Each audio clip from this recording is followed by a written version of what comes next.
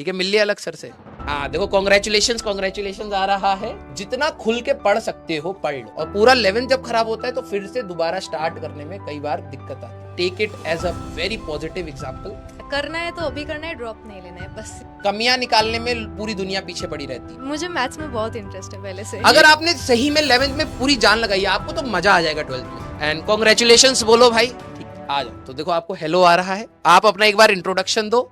Introduction में ये जरूर बताना कि कैसे आपकी जर्नी रही। ठीक है, ऑल तो मेरे को पता है आपने अभी इंटरव्यू दिया है, आई थिंक अलग सर से मिले हो। ठीक है, मिल लिया अलग सर से, कैसा लगा? अच्छा लगा। तो एक और यार, एक और माइक देना। हाँ देखो, कॉन्ग्रेचुलेशन आ रहा है। ठीक है, आईआईटी दिल्ली मिला बेटा आपको। Yes. ठीक है, ब्रांच कौन सी है? Electrical engineering. Electrical engineering. अब जरा ध्यान से सुनना।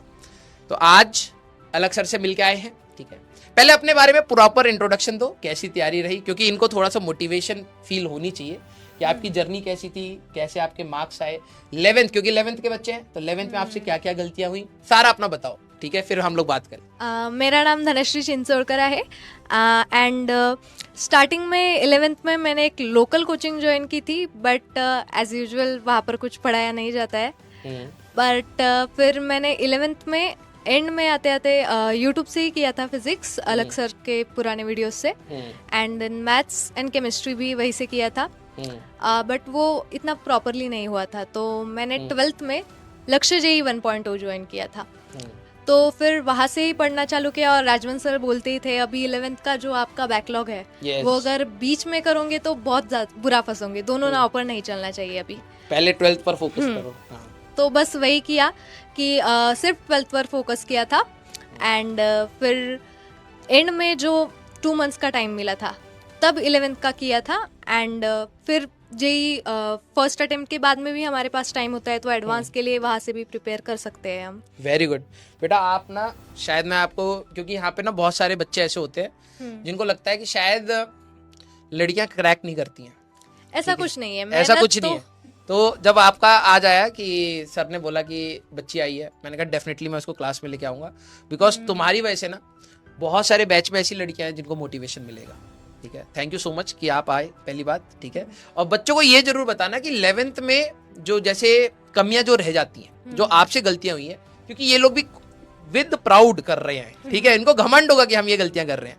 क्या क्या गलतियां नहीं करनी चाहिए, ठीक है, जो भी आपको लगता है प्लीज बताओ, क्योंकि आपका इंटरव्यू तो बाहर आएगा ही, तो डिटेल्ड में सर ने बात किया ही हुआ है ना।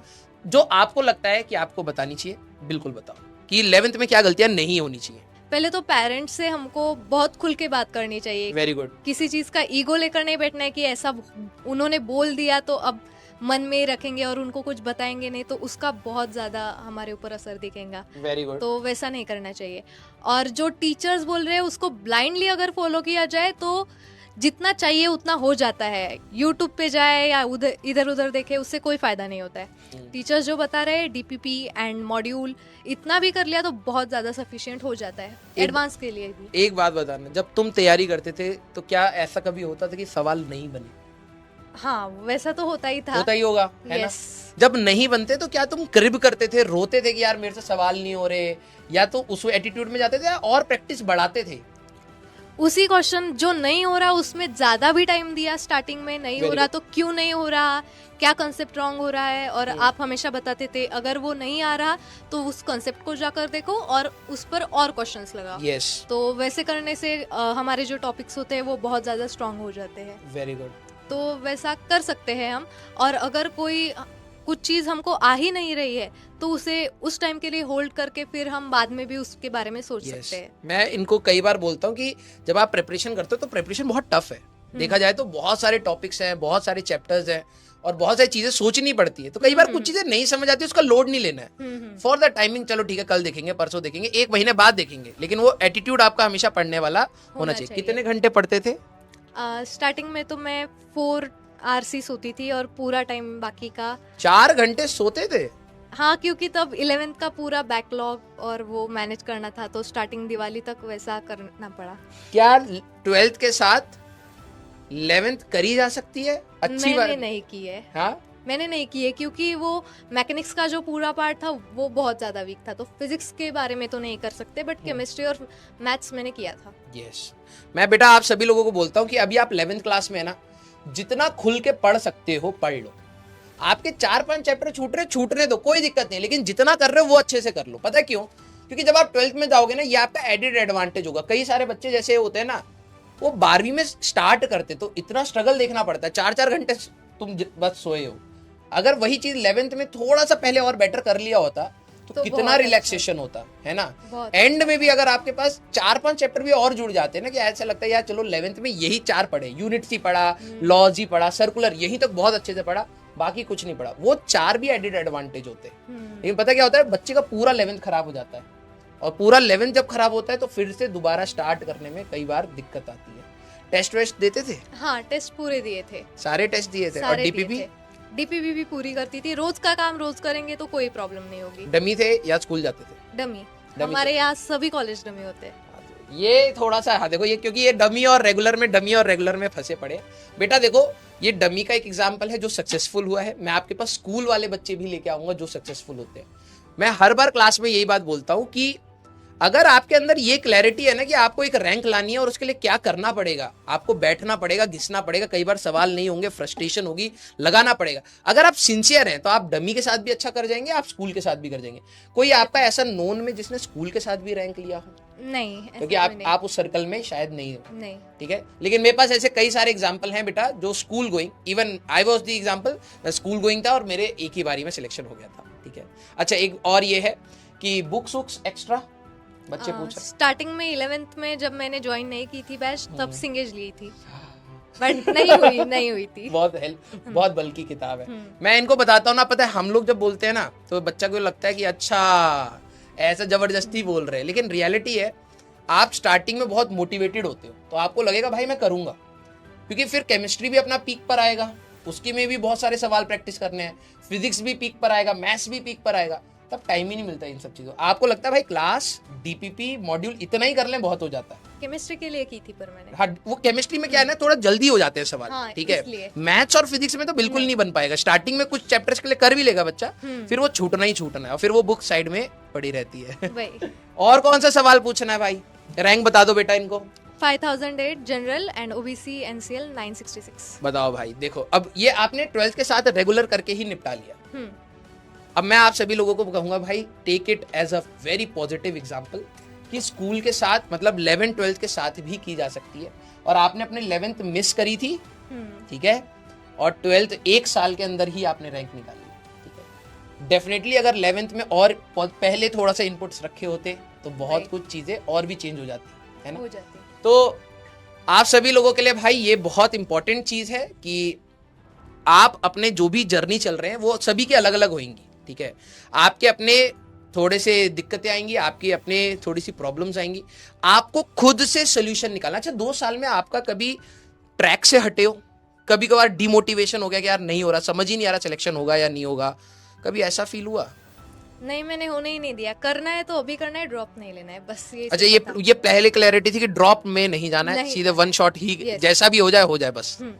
ये बहुत सही है। और डिमोटिवेशन कभी नहीं हुआ? टेस्ट में मार्क्स कम आ रहे हैं या फिर कभी ऐसा लग रहा हो कि यार, क्योंकि उस समय पता नहीं होता ना कि सिलेक्शन होगा, ठीक है। जब आप पढ़ रहे होते हो तो आपको लग रहा होता है, आप पॉजिटिविटी से तो पढ़ रहे हो, लेकिन कभी कभार तो खुद को लगता है यार पता नहीं यार दूसरे बच्चे बहुत अच्छा कर रहे हैं। हाँ, वैसा तो लगता था। तो उस समय क्या करते थे? बस कुछ नहीं, पढ़ना ही है तो वो सोचकर ही क्या करेंगे, उसमें ज्यादा टाइम वेस्ट। कभी ऐसा हुआ कि तुमने खुद को शाबाशी दी हो कि यस तुम बहुत अच्छा चल रहा है, बहुत अच्छा कर रही हो, इसी को कंटिन्यू करना है, कभी ऐसा किया क्या? हाँ, मतलब जब सर बोलते थे वैसा एंड तक, क्योंकि कंपटीशन का कोई अंदाजा नहीं था। नहीं होता है, हाँ, एडवांस में बिल्कुल नहीं होता, कोई नहीं पता वो कौन कब कहाँ से फोड़ देगा एग्जाम। इसलिए अभी फिजिक्स के कंसेप्ट अगर बहुत अच्छे से अगर रिकॉल कर लिया तो बहुत अच्छा लगता था, थप देते थे। Very good, very good, very good. तो बेटा जितने भी यहाँ पर बच्चे हैं, इट्स माय रिक्वेस्ट, आप प्लीज यहाँ से ना पॉजिटिव एग्जांपल्स लीजिए। देखो, कमियां निकालने में पूरी दुनिया पीछे पड़ी रहती है, ठीक है। हर कोई, आपके अंदर भी कमियां होंगी, मेरे में भी होंगी, अगर कोई निकाल के बाहर देखना चाहेगा ना तो वो सबकी देख सकता है। लेकिन बात यह है कि क्या हम लोग अपने सामने एक पॉजिटिव एग्जाम्पल से एक पॉजिटिव एटीट्यूड सीख सकते हैं या नहीं सीख सकते हैं। ये चीज बहुत मैटर करती है। जब आपके सामने हम लोग स्टूडेंट्स को लाते हैं ना, तो ये वही स्टूडेंट्स हैं जो आपके साथ आपकी भीड़ में बैठे रहते हैं, जो स्ट्रगल्स आपने देखे हैं, जो माइंडसेट आपने देखा है, प्रॉब्लम्स आपने देखी है ना, उनको ही डील करके रैंक निकाल रहे हैं, ठीक है। अब कमियां अगर आपको ढूंढनी है तो आप कमियां ढूंढ सकते हैं अपनी तैयारी में, और पॉजिटिविटी अगर आप ढूंढना चाहते हैं तो आप पॉजिटिविटी ढूंढ सकते हैं अपनी तैयारी में, ठीक है। अच्छा, बोर्ड्स में कितना था? बोर्ड्स का भी पूछ रहे हैं। 89.5% है। 89.5 10th में या 12th में? 10th में 97% थे। 97 7 और 12th में 89, थोड़ा गिर गया। हाँ, वो मैंने बायोलॉजी लिया था और सेल्फ किया था, जनरल लिया था। तुमने नीट भी दिया था क्या इस बार? नहीं दिया। अच्छा, नीट और जेई में, जेई क्यों? मुझे मैथ्स में बहुत इंटरेस्ट है पहले से। ये भाई ना जेई जीत रहा है। ठीक है, अच्छी बात है, ठीक है। 12th में भाई 90% ही है, ठीक है। अच्छा, एक चीज और, 75% का क्राइटेरिया अपना, तो कभी लोड देता था? नहीं, पहले लगता तो था होगा कि नहीं होगा, क्योंकि बैक वगैरह था, बट बैक वगैरह था मतलब कहीं 11th में फेल हो रहे थे? नहीं, फेल नहीं हो रहे थे, बट 11th का ही सोचकर, क्योंकि बोर्ड्स में क्या होता है कि कुछ चैप्टर जो हमारे 11th में है सीबीएसई में, वो 12th में है। 11, हाँ। अच्छा, कौन से बोर्ड से हो? महाराष्ट्र बोर्ड। ओके, तो वहां पर वैसा नहीं है कि 12th का सिलेबस है तो 12th का पेपर आएगा, उसमें 11th के चैप्टर्स भी जुड़ जाते हैं? नहीं, हमारे सीबीएसई में जो 11th में चैप्टर्स है, हाँ, वो बोर्ड में 12th में है हमारे महाराष्ट्र बोर्ड में। ओके, तो उन चैप्टर्स का थोड़ा सा लगता था, बट अगर हमने 10th अच्छे से कर ली है और प्रेजेंटेशन वहां पर ही सीख लिया है तो कोई प्रॉब्लम नहीं रहती। 7 दिन में हो जाता है अगर अच्छे से किया तो। अच्छे से किया तो। एक्स्ट्रा सब्जेक्ट्स कौन से ले रखे थे? मराठी एंड इंग्लिश था, and biology. Marathi, English and biology, और फिजिक्स, केमिस्ट्री और मैथ्स, तो यहाँ पे तो 6 सब्जेक्ट्स आपके पास थे। स्टडी आवर्स बता दो भाई इनको, ये सबके बारे में जानना चाहते हैं, बस पढ़ना नहीं चाहते, ठीक है। कितने घंटे? पूरा मतलब सोने के अलावा और योगा एंड मेडिटेशन के अलावा सभी टाइम पढ़ाई। ये बहुत इंपॉर्टेंट है, योगा एंड मेडिटेशन। पता है, अगर ये 4 घंटे सो रही है ना, तो ये this is not healthy. I will not promote it कि आपने बहुत हेल्दी वे से तैयारी करी है, ठीक है, क्योंकि ये हेल्थ पर आता है। लेकिन चलो ठीक है, आपका लाइफ बड़ा लाइफ है, उसमें 1 साल का अगर स्पैन में आप अपने आप को थोड़ा सा सेक्रीफाइस कर रहे हो, then it is also acceptable, ठीक है। बट इसको आगे कंटिन्यू मत करना, टेक प्रॉपर स्लीप। और आपको आई थिंक योगा ने काफी बैच में, मतलब उसमें तैयारी में मदद करी होगी, ठीक है। तो भाई इनका देखो कितना घंटे, मैंने भी आपको कहा है परफेक्ट टाइम टेबल कुछ नहीं होता है।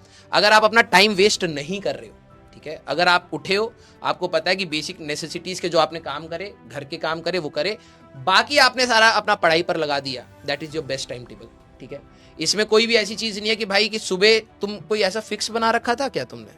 हाँ, मतलब 10 to 4 अभी इस टाइम में 6 घंटे सोने का था, और पहले तो 12 से 4 किया था स्टार्टिंग में, पर उससे बहुत ज्यादा हेडेक हो गया था, हेल्थ इशू भी आ गया था दिवाली के समय, दिवाली के दूसरे दिन ही। ये मैं आप सभी लोगों को कहूंगा भाई, दिस इज नॉट रिकमेंडेड, ठीक है। कि अगर आप ये सोचो कि यार मैं स्लीप को कट करके अपनी तैयारी करूंगा, नो, डोंट डू दिस। ये आपकी हेल्थ को इम्पैक्ट करता है। इनफैक्ट आप क्या करिए, आपका जो दिन है उसको और प्रोडक्टिव बनाइए। आप एनालाइज कर लीजिए यार कि मैं ये चीजें स्किप कर सकता हूँ, आज के लिए टीवी स्किप कर सकता हूँ, आज के लिए शायद घूमना स्किप कर सकता हूँ। अगर आपको बहुत ज्यादा नेसेसिटी है, मैं हमेशा कहता हूं कि आप अपनी तैयारी में सारी चीजों को फैक्टर दीजिए। आपको अगर जैसे तुमने कहा तुम्हारे लिए योगा इंपॉर्टेंट है, योगा करो, आपको खेलना इंपॉर्टेंट है, खेलो। लेकिन अगर आपका बैकलॉग हो रखा है, आपने टेस्ट नहीं दिया, आपने रिवाइज नहीं किया और आप खेल रहे हो, देन इट इज रॉन्ग। आप सारी चीजों को मैनेज करिए, लेकिन यस, पढ़ाई को इक्वल प्रायोरिटी पर रखिए। क्लियर? हाँ, AIR बैच पूछ रहे हैं, AIR बैच में थे क्या? नहीं, लक्ष्य AIR में नॉर्मल बैच में थे, नॉर्मल बैच में थे। और क्या पूछना है? अच्छा, सोशल मीडिया आप यूज करते थे? इनको देखो सारी चीजें जाननी है तुम्हारी। नहीं, नो सोशल मीडिया बेटा। बैकलॉग हुआ था 11th का ही बैकलॉग था, जो इन्होंने 12th, पहले जब ये 12th में आया था तो मैं क्लास में एक बात बोली थी, क्योंकि बहुत सारे बच्चे ना क्या होते हैं, अर्जुना से लक्ष्य में मिलते हैं हमें, जैसे इसमें से भी कई सारे जाएंगे, कुछ नए बच्चे आते हैं जैसे आप आए। अब प्रॉब्लम क्या होती है, जब आप 12th में जाएंगे, मैं आप ही लोगों को कह रहा हूँ, ध्यान से सुनना, अगले साल फिर बोलूंगा मैं ये बात। जब आप 12th में आते हैं ना, तो आपको ये लगता है यार किसी तरीके से 11th भी कवर करता हूँ, 12th भी करता हूँ। और वो दोनों अगर जो बच्चा करता है ना, बहुत ही कम बच्चे होते हैं जो मैनेज कर जाते हैं, अदरवाइज सब गिर जाते हैं। 12वीं खराब हो जाती है। सबसे पहले 12वीं करो।